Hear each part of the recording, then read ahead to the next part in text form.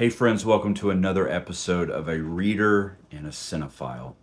To the four people who regularly watch these videos, you have probably noticed that I haven't posted anything in a while. The reason, you may be asking yourself, well, between May 7th and 17th, I was out in the quote unquote real world attending the 56th annual Seattle International Film Festival. And this year I set a personal record and watched, are you ready for this? 44 films in 10 days. I know. That's a whole lot of movies. But if you've picked your jaw up off the floor, I would love to tell you about my four favorite films from this year's festival. Number one, Silent Friend. On the grounds of a German university stands an imposing ginkgo biloba tree. It is this tree that stands as an anchor to the three stories captured in this film. The first focuses on the first female student to gain admission into the botany department. Along the way, we see the daily sexism she confronts from both her professors and peers.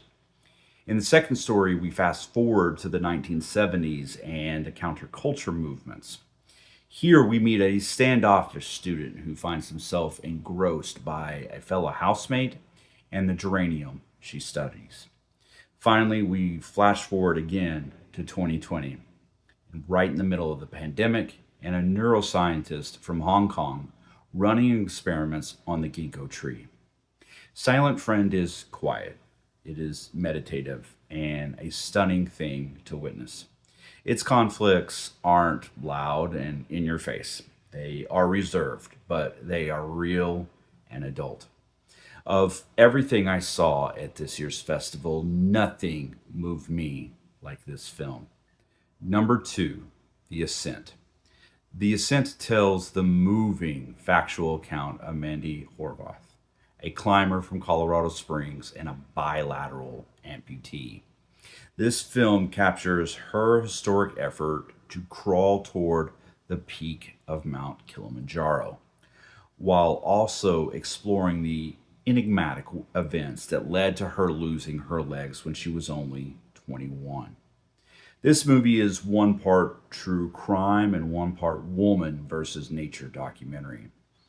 Each story could have been their own film, but taken together, I found myself deeply inspired by Mandy's spirit, tenacity, and grit.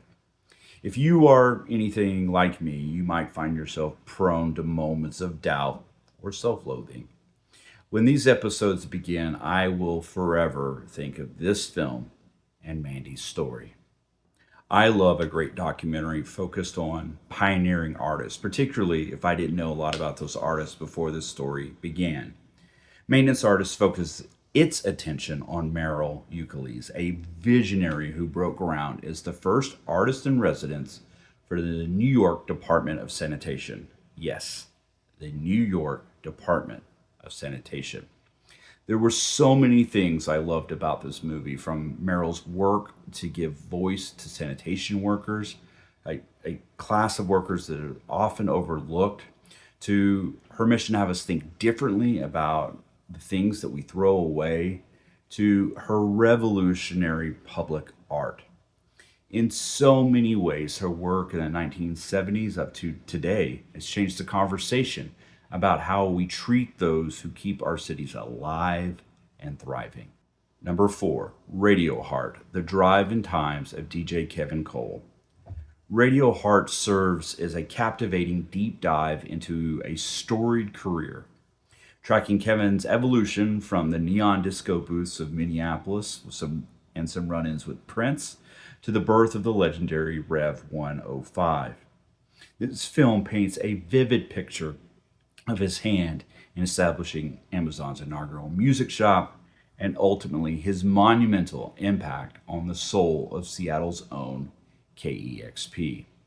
As a longtime listener of KEXP, this documentary felt necessary to me and it did not disappoint. The whole thing felt like getting to know a friend I've only known from afar. Kevin's fingerprints are all over KXP and Leslie all over my own music collection. Witnessing his journey from Minneapolis to KXP made me love this independent radio station even more, something that I didn't think was possible. And those are the four best films I saw at this year's Seattle International Film Festival. If you attended this year's festival, which films really landed for you? Let me know in the comments below. While you are giving that some thought, be sure to follow along by subscribing or hitting that follow button. I'd also like to know if you're an avid attender of film festivals. Let me know in the comments some of the best festivals that you've attended or something that you might have on your radar in the future. But until next time, be good to each other.